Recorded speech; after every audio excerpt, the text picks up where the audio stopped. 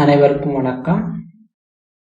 நம்ம இந்த கிளாஸ்ல என்ன பார்க்க போறோம்னா transfer function or system function of the LTS system. ஒரு LTS சிஸ்டத்தோட ட்ரான்ஸ்ஃபர் ஃபங்க்ஷன் எப்படி ஃபைண்ட் அவுட் பண்றதுன்னு பார்க்க போறோம். இப்போ ட்ரான்ஸ்ஃபர் ஃபங்க்ஷனோட ஜெனரல் டெஃபினிஷன் பார்த்தோம்னா h of z is equal to z transform of output function divided by z transform of input function with zero initial condition. h of z is equal to y of z divided by x of z with zero initial condition. Impulse response கொடுத்திருந்தாங்கன்னா அது h of n கொடுத்திருந்தாங்கன்னா அப்ப h of z transfer function எப்படி கண்டுபிடிக்கிறதுனா z transform of impulse response, அதாவது z transform of h of n. இப்போ h of z அதாவது transfer function or system function கொடுத்துட்டு impulse response கேட்டாங்கன்னா h of n is equal to inverse z transform of h of z. So இதுதான் ஒரு transfer function ஓட definitions in terms of input and outputs in terms of impulse response. Next, ஒரு impulse response and transfer function வச்சுட்டு சிஸ்டத்தோட stability and causality எப்படி analyse பண்றதுன்னு பார்ப்போம். First causality of LTS system பார்த்தோம்னா நம்மளோட impulse response h of n வந்து n வந்து greater than 0 இருக்கும்போது மட்டும்தான் present ஆயிருக்கும். n வந்து lesser than 0ல present ஆயிருக்காது, 0ன்னு ஆயிருக்கும். அதாவது h of n வந்து only positive instant of timeல மட்டும் தான் present ஆயிருக்கும், negative instant of timeல 0ன்னு இருக்கும். ஸோ அந்த மாதிரி h of n அந்த மாதிரி நமக்கு இருந்துச்சுன்னா LTS சிஸ்டம் வந்து கேஷுவல் சிஸ்டம்னு சொல்லலாம். இப்போ இதை h of z ஜெனரலா டிஃபைன் பண்ணும்போது summation n 0 to infinity, அதாவது one right sided z transform, அதாவது h of z வந்து right sided z transform h of n இருக்கும்.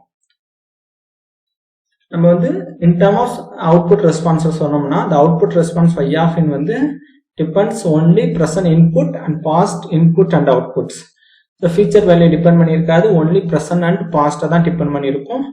அப்படி இருந்தா given system is a casual system. h of n வச்சு சொன்னோம்னா h of n is only present, n is greater than 0 மட்டும் தான் இருக்கும். அது பாசிட்டிவ் இன்ஸ்டன்ட் ஆஃப் டைம்ல, நெகட்டிவ் இன்ஸ்டன்ட் டைம்ல 0ன்னு இருக்கும். Next stability of the system. இப்போ ஸ்டெபிலிட்டி ஆஃப் த சிஸ்டம் பார்த்தோம்னா ஒரு சிஸ்டத்தை நம்ம ஸ்டெபிலிட்டின்னு சொன்னோம்னா அது bounded input and bounded output இருக்கும். அதாவது நம்ம ஃபைனைட் வேல்யூ ஆஃப் இன்புட் கொடுத்தோம்னா நமக்கு finite value of the output தான் ஜென்ரேட் ஆகணும். அந்த சிஸ்டம் தான் ஸ்டேபிள் சிஸ்டம். அதாவது a system is said to be a stable if the bounded inputs give the bounded output. That is, if a finite input is given to a system and if it generates a finite output, then the system is said to be a stable system. இது ஜென்ரலா input and output relation வச்சு define பண்ணும்போது stability சிஸ்டத்தை இந்த மாதிரி define பண்ணலாம். Next in term of impulse ரெஸ்பான்ஸ்ல define பண்ணும்போது a system is said to be stable if its impulse response is absolutely summable. அதாவது நம்ம வந்து absolute value of impulse response sum பண்ணோம்னா சம் டூரேஷன், அது மைனஸ் இன்ஃபினிட்டி சம் பண்ணோம்னா நமக்கு வந்து ஃபைனைட் வேல்யூவா இருக்கும், இன்ஃபினிட்டி வேல்யூ ரீச் ஆகாது, லெஸர் தென் இன்ஃபினிட்டியா இருக்கும். ஸோ அந்த மாதிரி இருந்தா சிஸ்டம் வந்து ஸ்டேபிள்னு சொல்லலாம்.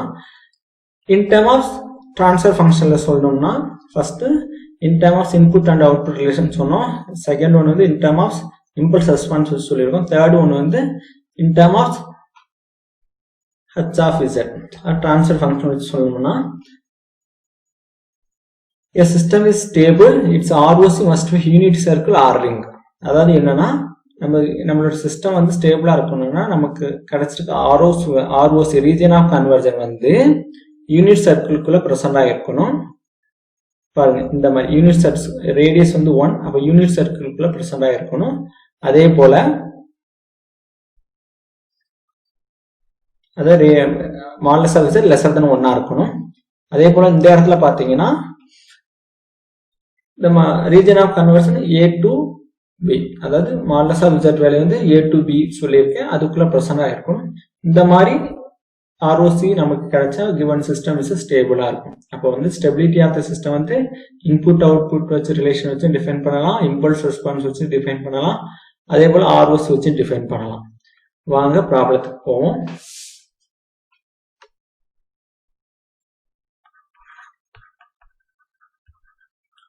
Find the transfer function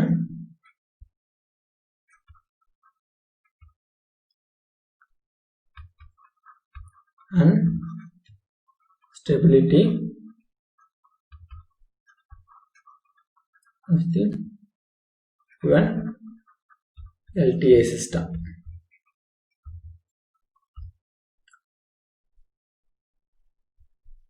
Y of n minus 3 by 4 y of n minus 1 plus 1 by 8 y of n minus 2 is equal to x of n. First step என்ன பண்ணனும்னா step 1ல z transform எடுக்கணும். Taking z transform both side.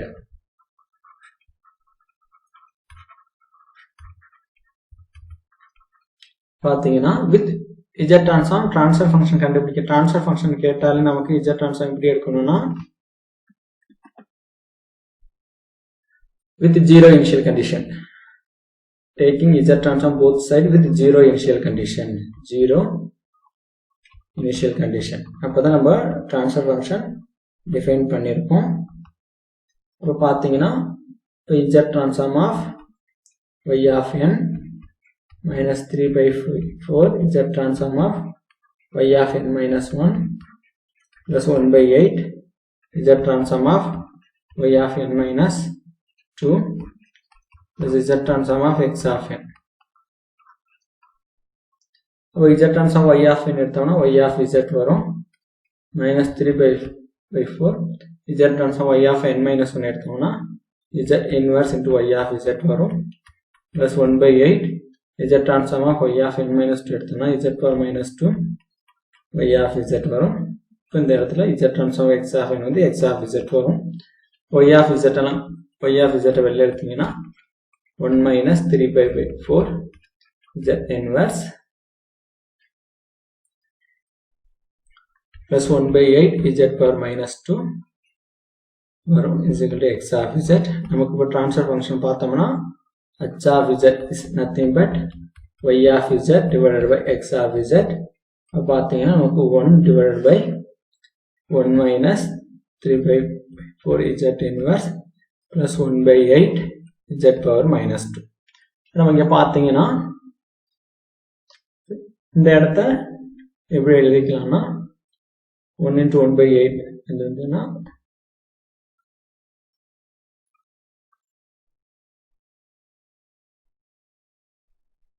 1 by 2 into 1 by 4 எழுதிக்கலாம்.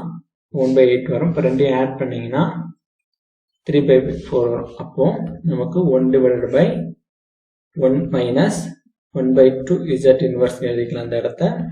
அதே போல இந்த இடத்த 1 by 1 minus 4 z inverse எழுதிக்கலாம். நீங்க இதை மல்டிப்ளை பண்ணீங்கன்னா திரும்ப எனக்கு இந்த டேர்ம் வரும்.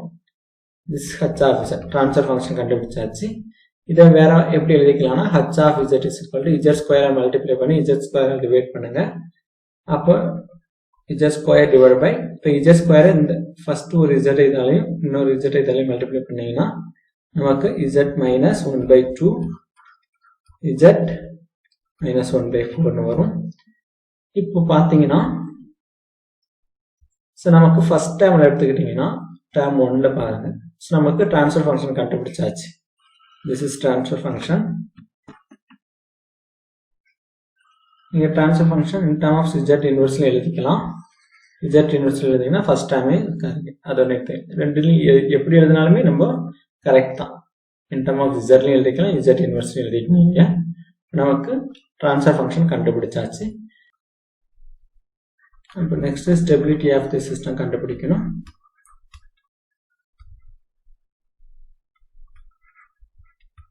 நமக்கு transfer function h of z பாத்தீங்கன்னா எப்படி வந்திருக்குன்னா z square divided by z minus half into z minus 1 by 4 வந்திருக்கு. இப்போ நம்ம போல்ஸ் பாத்தீங்கன்னா நமக்கு வந்து 1 by 2 and 1 by 4. அதாவது போல்ஸ்னா இந்த போல்ஸ்னா பாத்தீங்கன்னா டினாமினேட்டர்ல இருக்கும், ஜீரோஸ்னா நியூமரேட்டர்ல இருக்கும். அதாவது பாத்தீங்கன்னா ஜெனரலா நமக்கு ட்ரான்ஸ்ஃபர் ஃபங்க்ஷன் பாத்தீங்கன்னா h of z is equal to z minus z naught z minus z1 divided by z minus p naught z minus p1 இந்த மாதிரி இருக்கும் ஜெனரலா ட்ரான்ஸ்ஃபர் ஃபங்க்ஷன். இந்த இடத்துல z0 z1ங்கிறது zeros, p0 p1ங்கிறது போல்ஸ். நியூமரேட்டர்ல இருக்கிறது வந்து zeros, டினாமினேட்டர்ல இருக்கிறது வந்து போல்ஸ். நமக்கு போல்ஸ் தான் பார்க்கணும். அதாவது போல்ஸ் வந்து என்னன்னா இன்சைட் த யூனிட் சர்க்கிளா இருக்கும். நமக்கு போல்ஸ் வந்து 1/2 1/4 வந்திருக்கு. போல்ஸ் வந்து லெசர் தென் 1 போல்ஸ் வந்து போல்ஸோட வேல்யூ வந்து லெசர் தென் 1 இருக்கு. அப்படி இருந்தா நமக்கு வந்து இன்சைட் த போல்ஸ் வந்து எங்க பிரசன்ட் ஆகும்னா inside the unit circle. ROC பாத்தீங்கன்னா இன்சைட் த யூனிட் சர்க்கிள்ல இருக்கும். இப்போ நம்மளோட சிஸ்டம் வந்து stable system. Inside the unit சர்க்கிள்னால சிஸ்டம் இஸ் ஸ்டேபிள் சிஸ்டம். ஒரு சிஸ்டத்துக்கு ட்ரான்ஸ்ஃபர் ஃபங்க்ஷன் எப்படி கண்டுபிடிக்கணும்னு தெரியுது. அதோட ஸ்டெபிலிட்டி எப்படி அனலைஸ் பண்றது தெரியுது. இப்போ ஃப்ரீக்வன்சி ரெஸ்பான்ஸ் கேட்பாங்க இல்லையா, ஃப்ரீக்வன்சி ரெஸ்பான்ஸ் கேட்டாங்கன்னா first frequency response h of z கேட்பாங்க. அப்போ நமக்கு h of z தெரியும். h of z தெரியிறப்போ நம்மளுக்கு h of z ஜெனரலா எப்படி எழுதுவோம்னா h of z z minus z0 z minus z1 divided by z minus p0 z minus p1. நம்மளோட poles பாருங்க. Poles வந்து p0 p1 வந்து lesser than 1 இருந்தா மட்டும்தான் நம்மளால frequency ரெஸ்பான்ஸ் எடுக்க முடியும். ஏன்னா நம்மளுக்கு z டிரான்ஸ்ஃபார்ம்ல z க்கு பதிலா என்னன்னு எடுத்திருப்போம்னா r into e power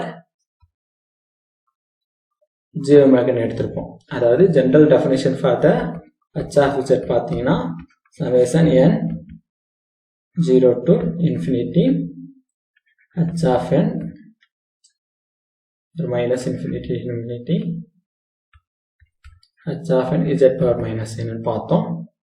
தெரியும் நமக்கு. இந்த இடத்துல z வந்து r into e power j omega. இதே frequency response என்னன்னா DTFT எடுக்கணும். frequency response கேட்டாங்கன்னா you want to apply the DTFT of h of n. அப்ப நம்ம DTFT எடுக்கணும்னா h of omega கண்டுபிடிக்கணும். h of omega வேணும்னா z க்கு பதிலா என்ன பண்ணணும்னா e power j omega போட்டா நமக்கு h of omega கிடைக்கும். அப்ப பாருங்க, அப்ப போடும்போது நமக்கு ஜெனரல் ஈக்குவேஷன் எப்படி மாறும்னா n minus infinity to infinity h of n e power minus j omega n ன்னு மாறும். அப்ப பாத்தீங்கன்னா இந்த இடத்துல எனக்கு வந்து என்னன்னா ரேடியஸ் வந்து 1ன்னு இருக்கு. ரேடியஸ் வந்து என்னமா 1ன்னு இருக்கும். ரேடியஸ் 1 இருந்தா தான் எனக்கு வந்து z e power j omega ன்னு வரும். அப்போ நான் z டிரான்ஸ்ஃபார்ம்ல z r into e power j omega radius rங்கிறது ரேடியஸ் வந்து யூனிட் நீ எடுத்துக்கிட்டேன்னா எனக்கு வந்து DTFT எடுக்க முடியும். ஸோ ஃப்ரீக்வன்சி ரெஸ்பான்ஸ் என்னால் ஃபைண்ட் அவுட் பண்ண முடியும். அப்போ எனக்கு வந்து கிடைக்கிற போல்ஸ் வந்து எப்படி இருக்கும்னா லெஸ்ஸர் தென் 1 இருந்தால் மட்டும்தான் என்னால் நெக்ஸ்ட் DTFT அதாவது ஃப்ரீக்வன்சி ரெஸ்பான்ஸ் DTFT அப்ளை பண்ணி ஃப்ரீக்வன்சி ரெஸ்பான்ஸ் எடுக்க முடியும். நம்ம வந்து டைரக்டா h of zல z க்கு பதிலா e power j omega போட்டுக்கலாம். e power j omega போட்டு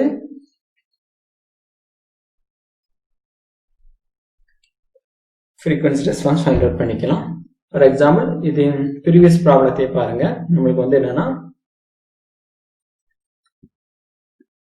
h of z is equal to z square divided by 1 minus z minus of z minus 1/4.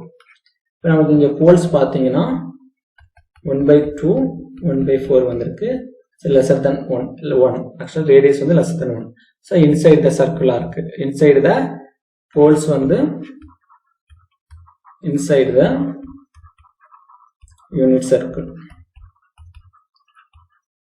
அப்போ நமக்கு வந்து DTFT converge ஆகும். inside the unit circle இருந்தா DTFT converge ஆகும். இப்போ DTFT converge ஆனா நம்ம z க்கு பதிலா e power j omega போட்டுக்கலாம். h of omega is equal to e power j omega whole square divided by e power j omega minus of e power j omega minus 1 by 4 இந்த மாதிரி எழுதிக்கலாம். or else இது எப்படி எழுதிக்கலாம்னா 1 divided by 1 minus of e power minus j omega ன்னு எழுதிக்கலாம். அதே போல இதை 1 minus 1 by 4 e power minus j omega ன்னு எழுதிக்கலாம். இப்போ frequency, this is frequency response. This frequency response. இதுக்கு magnitude கேட்டாங்கன்னா modulus of h of omega is equal to என்ன பண்ணா modulus of 1 divided by modulus of 1 minus 1 by 2 e power minus j omega modulus of 1 minus 1 by 4 e power minus j omega. h of omega 1 divided by பார்த்தீங்கன்னா modulus of 1 minus cos omega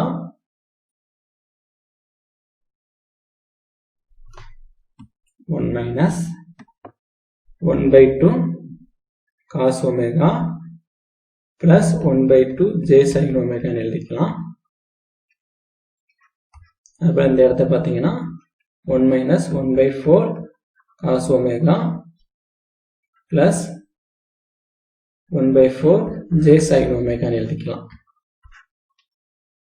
modulus of h of omega is equal to 1 divided by square root of 1 minus 1 by 2 cos omega whole square plus 1 by 2 sin omega whole square dot square root of 1 minus 1 by 4 cos omega whole square plus 1 by 4 sin omega whole square ன்னு எழுதிக்கலாம்.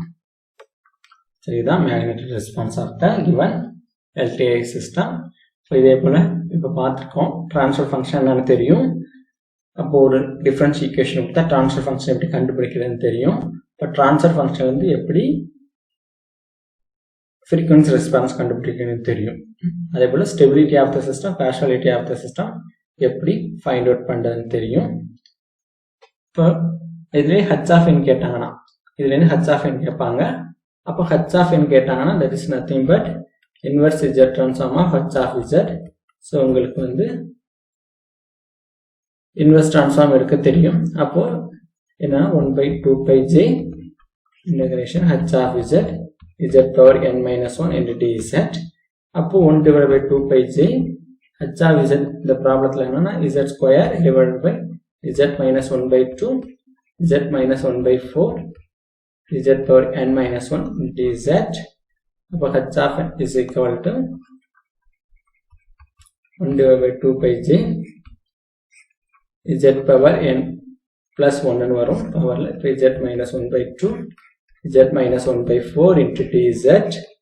அப்போ இதுல இருந்து h of n பார்த்தீங்கன்னா sum of residues